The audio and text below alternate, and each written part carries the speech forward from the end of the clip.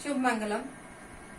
एक बार पुनः 12वीं की हिंदी की कक्षा में छात्रों का हार्दिक अभिनंदन, हार्दिक स्वागत। पिछली कक्षा में, पिछले वीडियो में हम लोगों ने देखा था हरिवंश राय बच्चन की कविता आत्मपरिचय का पहला पद। आज हम लोग गतांक से आगे दूसरा पद पर दृष्टिपात करेंगे। दूसरे पद में उन्होंने क्या लिखा है? मैं जला हृदय में अग्नि दहा करता हूँ, सुख दुख दोनों में मग्न रहा करता हूँ। गौर कीजिएगा, जग भव सागर तरने को नाव बनाए, मैं भव मौजों पर मस्त बहा करता हूँ। मैं यौवन का उन्माद लिए फिरता हूँ, उन्मादों में अवसाद लिए फिरता हूँ। जो मुझको बाहर हंसा रुलाती भीतर, मैं हाय किसी की याद लिए फिरता हूँ। कर यत्न मिटे सब सत्य किसी ने न जाना,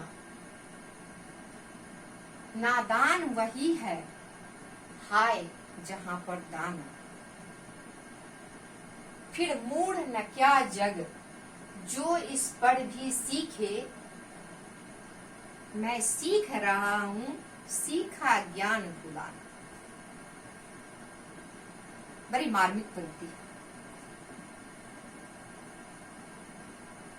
कवि हरिवंश राय बच्चन ने आत्मविश्लेषण करते हुए कोई इतनी ईमानदारी से अपने बारे में नहीं कहता है, लेकिन उन्होंने पूरी ईमानदारी का निर्वाह किया है। कवि की वैयक्तिक विचारधारा के अनेक रूपता पर एक मधुर व्यक्तित्व का प्रभाव दिखाई देता है। सुख दुख में सामंजस्य की चेष्टा एवं प्रेम की तीव्रता की प्रचुरता प्राप्त होती है। जीवन के प्रति नवीन दृष्टिकोण, निराशावाद, अहंवाद, ऐन्द्रियता और मधु चर्चा अभिव्यंजना शैली की विशिष्ट भंगिमा है। उनकी आंतरिक पीड़ा में विजयवादी अनुभूतियों का वैशिष्ट्य है। पीड़ा को जीत लिया है उन्होंने। विश्व के प्रति आत्मा का सहानुभूतिशील हो उठना तथा स्व पर आधारित लौकिकता के प्रति उदासीन होना अत्यंत स्वाभाविक है। अनुभूति पक्ष की तीव्रता एवं अभिव्यक्ति की कलात्मकता एक साथ संयोजित है। इनके अनुभूति कौशल को देखिए। अनुभूति कौशल में भाव को मर्यादा, आवेश को संयम एवं निष्ठा को पवित्र परिवेश मिला है। मैं जला हृदय में अग्नि दहा करता हूँ, संसार से उपेक्षित है, संसार के प्रति नैराश्य का भाव है, लेकिन उस निराशा को, उस पीड़ा को हृदय में दबाकर द्वंद्वात्मक परिस्थिति में जला हृदय में अग्नि दहा करता हूँ। एक तो हृदय जल रहा है, उस पर भी अग्नि को उसमें और प्रज्वलित करना कितनी बड़ी बात है। मैं जला हृदय में अग्नि दहा करता हूँ, सुख दुख दोनों में मग्न रहा करता हूँ। कवि ने स्वयं के बारे में कहा है, क्या सुख क्या दुख दोनों में समचित्तता की स्थिति आ गई है। दोनों में समान भाव से कवि अवस्थित है। ना उन्हें सुख के प्रदर्शन का भाव है और ना ही दुख के नैराश्य। जग भव सागर तरने को नाव बनाए, संसार रूपी सागर से तरने के लिए संसार नौका बनाता है, लेकिन क्योंकि उस नाव पर संसार रूपी सागर से पार होंगे। ताकि हमें कोई कठिनाई न हो। नौका पर पार होने का मतलब जलराशि है, और जलराशि में कठिन परिश्रम करने के पश्चात उस पार जाना न पड़े, इसलिए नाव शब्द का प्रयोग कवि ने किया है। लेकिन कवि क्या कह रहे हैं, मैं भव मौजों पर मस्त बहा करता हूँ। मुझे नाव की जरूरत नहीं है, मुझे किसी सहारे की जरूरत नहीं है। मैं लहरों पर मस्त, लहरों को जिधर ले जाना है ले जाए, समय को जिधर ले जाना है ले जाए, मुझे डुबोए या उस पार ले जाए, कोई परवाह नहीं, बेफिक्र कभी इस संसार में विचरण करते हैं। कभी की पीड़ा की तीव्रता पराकाष्ठा पर है। पिछली कक्षा में भी, पिछली वीडियो में भी मैंने कहा था, क्योंकि इसमें संपूर्ण तुमको महादेवी वर्मा ने भी कहा है, तुमको पीड़ा में ढूंढा, तुम में ढूंढूंगी पीड़ा। कोई ऐसा प्रियतम व्यक्तित्व है जो कवि को झकझोर के रख दिया है। मैं यौवन का उन्माद लिए फिरता हूँ। युवावस्था में सब कुछ बदल देने की क्षमता होती है, परिवर्तन की क्षमता होती है, क्रांति की क्षमता होती है। युवाओं से इसीलिए तो अपेक्षा होती है। युवा अर्थात जोश, उमंग, उत्साह, संघर्ष, क्रांति, वीरता का समग्र रूप युवावस्था है। तो मैं यौवन का उन्माद लिए फिरता हूँ। उन्माद शब्द पर ध्यान दीजिए, शब्द का संयोजन बड़ा समझ बूझ कर कवि ने किया है। उन्माद, जो मन में आया वो बोल देना, बेचैनी, छटपटाहट, आकुलता, व्याकुलता, युवावस्था में इस तरह की भावना को लेकर संसार में घूमना साधारण मेधा की बात नहीं है। संतुलन बनाकर चलना साधारण मेधा की बात नहीं है। उन्मादों में अवसाद लिए फिरता हूँ। सिर्फ उन्माद रहे तो कोई बात नहीं, उन्माद में वो पीड़ा है, वो दुख है। कभी इस संसार में कभी की अनुभूति दुख से पककर, सींचकर सामने आई है। स्व अनुभूति स्वांतः सुखाए, यहाँ कह सकते हैं क्या? नहीं। लेकिन वो पीड़ा जिसमें कुछ उपलब्धि हो, अनुकूल वेदनीयम सुखम, प्रतिकूल वेदनीयम दुखम।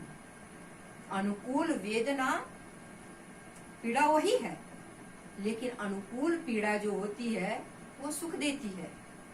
अब कहिएगा ऐसा क्या है, अनुकूल पीड़ा कहीं सुख देती है? हाँ, सुख देती है। प्रतिकूल पीड़ा दुख देती है। एक माँ अपनी संतान को, या माँ और पिता अपनी संतान को पढ़ने के लिए जब बाहर भेजते, आप लोग जब बाहर जाएंगे तो निश्चित रूप से आपके माता पिता को कष्ट होगा, लेकिन उन्हें सुख होगा, क्योंकि आप उपलब्धि प्राप्त करने जा रहे हैं। तो अनुकूल वेदनीयम सुखम। एक माँ और पिता को बेटी की विदाई से बढ़कर पीड़ा नहीं होती। आप लोगों ने भी कन्यादान पढ़ा है ना 10वीं कक्षा में। बेटी की विदाई से बढ़कर पीड़ा नहीं होती है, लेकिन उसमें कुछ उपलब्धि होती है।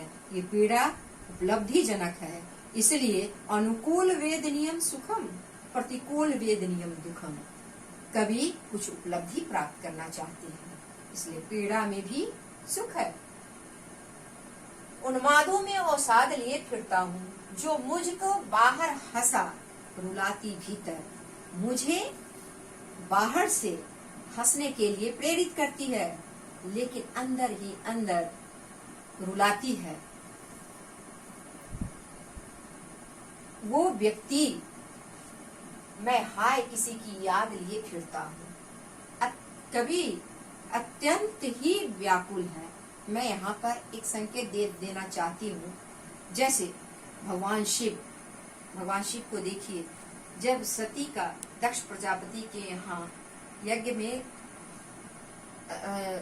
सती ने अपने प्राण उत्सर्ग कर दिए और भोले बाबा ने सती की देह को अपने कंधों पर लेकर त्रिभुवन में जाने लगे। उस समय की उस भगवान शिव की व्याकुलता देखिए, तो साधारण मनुष्य की पीड़ा क्या कहा जाए।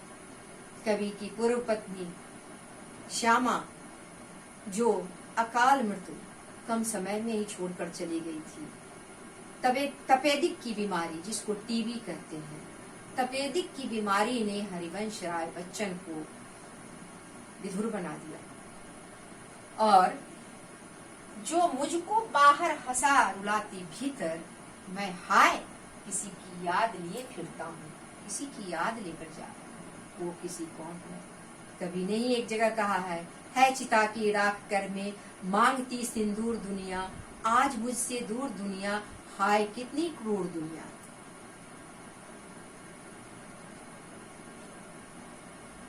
लेकिन पीड़ा में रुक जाना जीवन नहीं है। चलते रहना, गतिशीलता ही जीवन का नाम है। रुक जाना तो मृत्यु है। और व्यक्ति दुख और सुख दोनों को स्वीकार करते हुए आगे बढ़ता है। ये उसकी जिजीविषा है, जीवंतता है, आंतरिक ताकत है, आंतरिक ऊर्जा है। इतना निश्चल प्रेम उन्हें मिला है, जिसकी ऊर्जा पाकर वे संसार में सबका सामना करने में समर्थ है। मैं हाय किसी की याद लिए फिरता हूँ। ये तो व्यक्ति है। प्रकृति में प्रेम देखिए। आप प्रकृति के प्रेम को भूल रहे हैं क्या?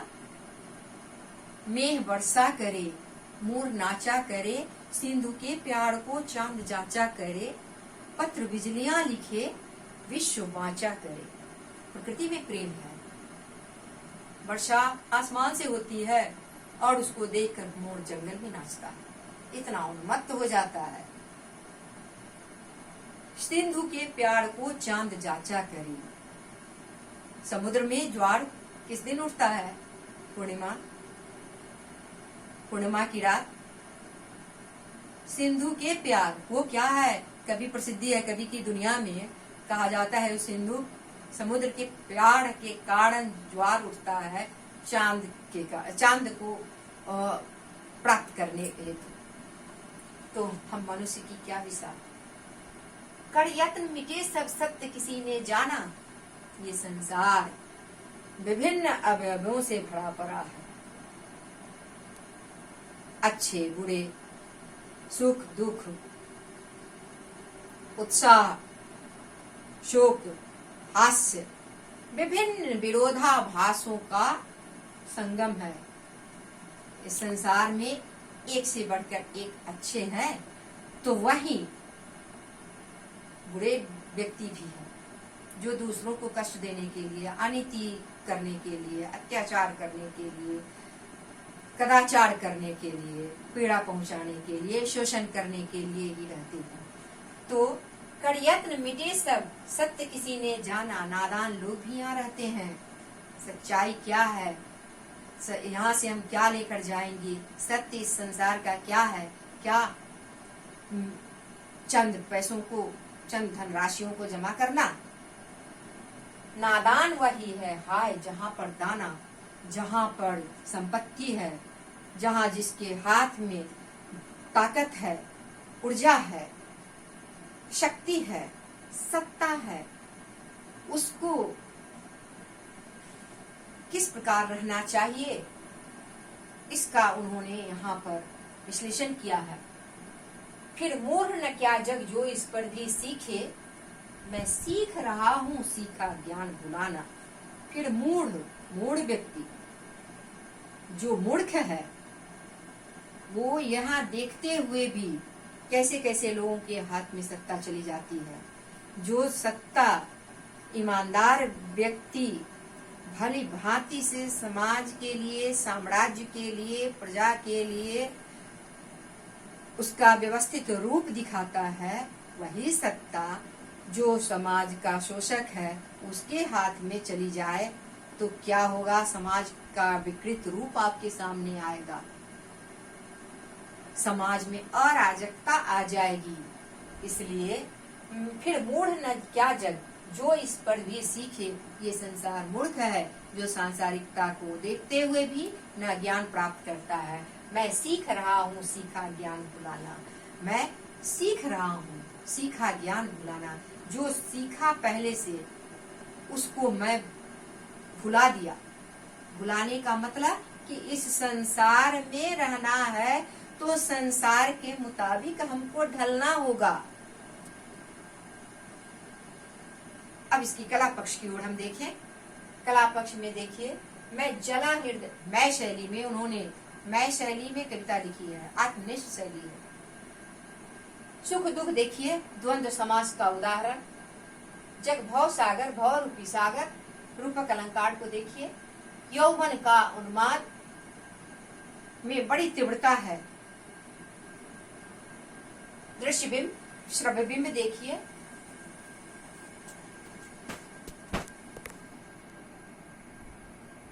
मैं हाय किसी की याद लिए फिरता हूं। तत्सम शब्द का भी प्रयोग उन्होंने किया है।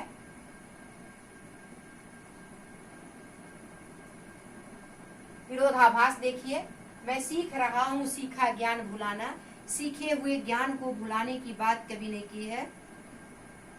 शेष अगली कक्षा में। धन्यवाद।